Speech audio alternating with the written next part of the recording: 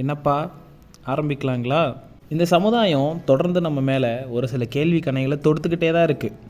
நம்மளும் எதுக்குன்னே தெரியாமல் அந்த கேள்விகளுக்கு விடையை தேடி ஓடிக்கிட்டே தான் இருக்கோம். பல நேரங்களில் தவறான விடையை தேடி தான் ஓடிக்கிட்டு இருந்திருக்கோங்கிறதே கடைசியில் தான் தெரிய வருது. கேள்விகள் ரொம்ப முக்கியமான ஒன்று தான், மனித வாழ்க்கைக்கு ரொம்ப தேவையான ஒன்றும் கூட.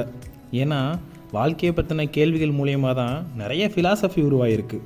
அறிவியல் பற்றின கேள்விகள் மூலயமா தான் நிறைய கண்டுபிடிப்புகள் உருவாகிருக்கு. மனித இனத்தோட வளர்ச்சிக்கும் முன்னேற்றத்திற்கும் பெரிய பெரிய புரட்சிகளுக்கும் கேள்வி தவிர்க்க முடியாத ஒன்று. கிட்டத்தட்ட வாழ்க்கையே ஒரு கேள்விக்குறி தாங்க. அந்த கேள்விக்குறி எப்போ முற்றுப்புள்ளியாக மாறுதோ அப்போ ஒன்று வாழ்க்கை நிறைவு பெறுது, இல்லைன்னா அங்கேருந்து தான் வாழ்க்கை தொடங்குது. சரி, இதில் நம்ம என்ன பார்க்க போகிறோம் இல்லை கேட்க போகிறோம் அப்படின்னா, அடுத்து என்ன? கன்ஃபியூஸ் ஆகாதீங்க. அடுத்து என்ன அப்படிங்கிற இந்த கேள்வி ஒவ்வொருத்தவங்களுக்கும் சூழ்நிலை பொறுத்து மாறுபடும். ஒரு சில பேருக்கு ஆச்சரியமாகவும், ஒரு சில பேருக்கு சந்தோஷத்தையும், ஒரு சில பேர்த்துக்கு சந்தேகத்தையும், ஒரு சில பேருக்கு சோகத்தையும் தரும்படியாக அமையும்.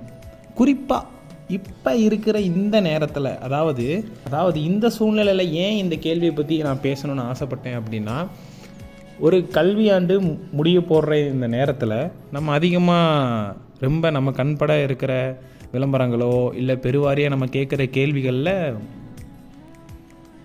ரொம்ப ஃபெமிலரான ஒன்று இந்த அடுத்து என்ன, 10th பின் என்ன, +2 பின் என்ன, டிகிரி முடிச்சுட்டு என்ன பண்ண போகிறீங்க, இத்தனை நாளாக ஒரே கம்பெனியில் இருந்தீங்களா என்ன பண்ண போகிறீங்க, ஹைக் எதுவும் போட்டாங்களா, இப்படி அடுத்து என்னன்னு இந்த கேள்வியோட லிஸ்ட்டு நீண்டுக்கிட்டே இருக்குது. சரி, அதில் இருக்கிற என்ன தான் பிரச்சனை அப்படின்னு கேட்டிங்கன்னா, சொல்கிறேன்.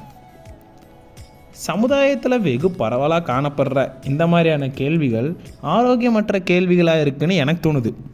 அது என்ன ஆரோக்கியமற்ற கேள்விகள் அப்படின்னா, நம்ம கேட்குற கேள்விகள் எதிரில் இருக்கிறவங்கள கஷ்டப்படுத்துகிற மாதிரியோ சங்கடப்படுத்துகிற மாதிரியோ இல்லை அவங்களோட தன்னம்பிக்கையை கெடுக்கிற மாதிரியோ இருந்ததுன்னா அது ஆரோக்கியமற்ற கேள்விகள் அப்படின்னு சொல்கிறேன். அப்போ ஆரோக்கியமான கேள்விகள்னால் என்ன?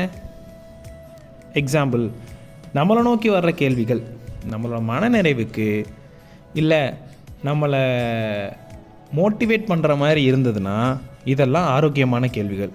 இப்போ முடிவு பண்ணிக்கோங்க, நம்ம எந்த மாதிரியான கேள்விகளை அதிகமாக எதிர்கொள்கிறோம்.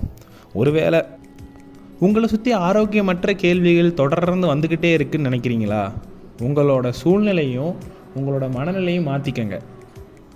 கடைசியாக ரொம்ப முக்கியமான ஒன்று, கிட்ட எந்த மாதிரியான கேள்விகள் கேட்கப்படணும்னு ஆசைப்படுறீங்களோ அதே மாதிரியான ஆரோக்கியமான கேள்விகளை கேட்க ஆரம்பிச்சிட்டிங்கன்னா அதை தொடர்ந்து உங்களோட சூழ்நிலை மற்றும் சுற்றுப்புறமும் ரொம்ப ஆரோக்கியமாக மாறும்.